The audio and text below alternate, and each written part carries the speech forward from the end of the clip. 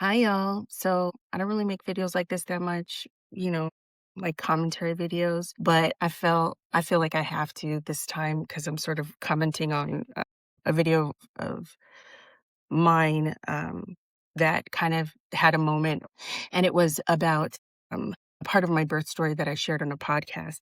I was actually on that podcast talking about my children's book. Asia and the Octopus. But some of my work, the work that I've been doing in Black maternal health, was brought up. I was speaking to someone who was also a child actor at the same time I was, Danielle. We've known each other since we were 12. I hadn't spoken in a long time, but, um, I felt very comfortable. Um, and what I want to talk about is what's been very frustrating for me. I've been sharing my story for about 7 years. I've been a Black maternal health advocate for 7 years.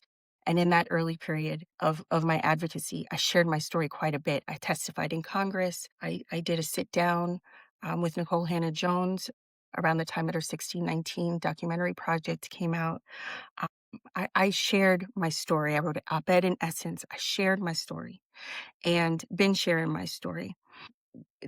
What ended up happening with this particular portion of my story that my son was pushed back inside of me became kind of clickbait. And I have to tell you, our stories are not for that. If you're a professional and you're using my story to make content off of it, do your due diligence. I'm not somebody who's going to have you up on the screen and I'm going to be pointing to what you're saying. I'm not doing that. But do your due diligence because our stories are sacred and we're sharing our stories for a reason. We're not sharing our stories for you to debate on the truth of what we're talking about.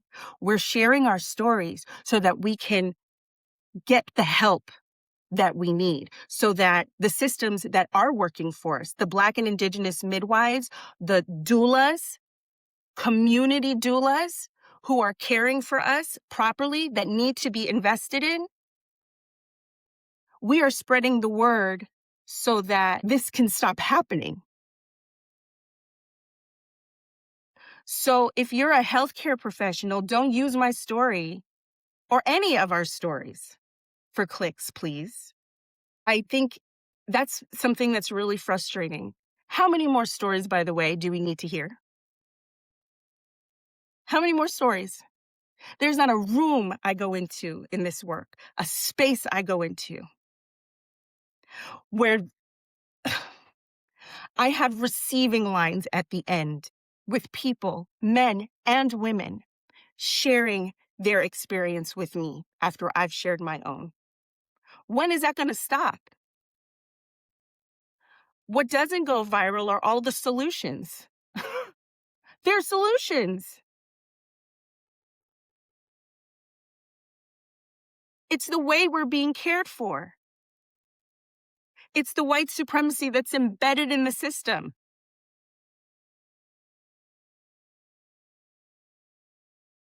People thought they could do whatever they wanted to do with my body, and they did. And that's happening all over. We're not being believed, we're not being heard.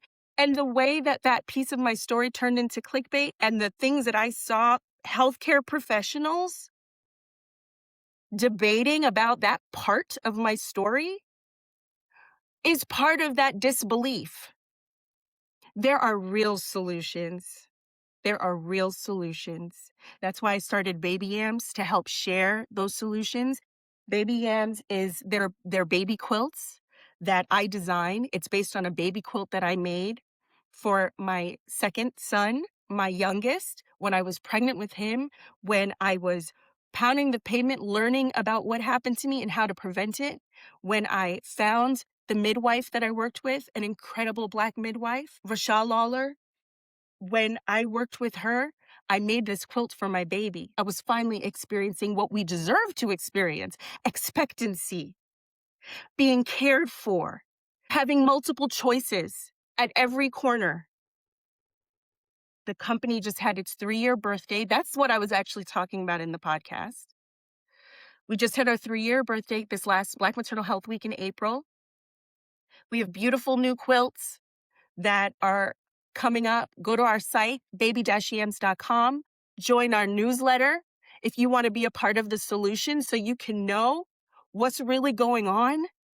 and all of the possibility that we have to completely be taken care of, make that go viral. Make the solutions go viral. Our stories are sacred. Those of us who have chosen to share our stories, we're sharing them for a reason. There's an emergency happening, and there are also solutions to it that need to be invested in. So do me a favor, make that viral. Okay? I love you all. Mwah.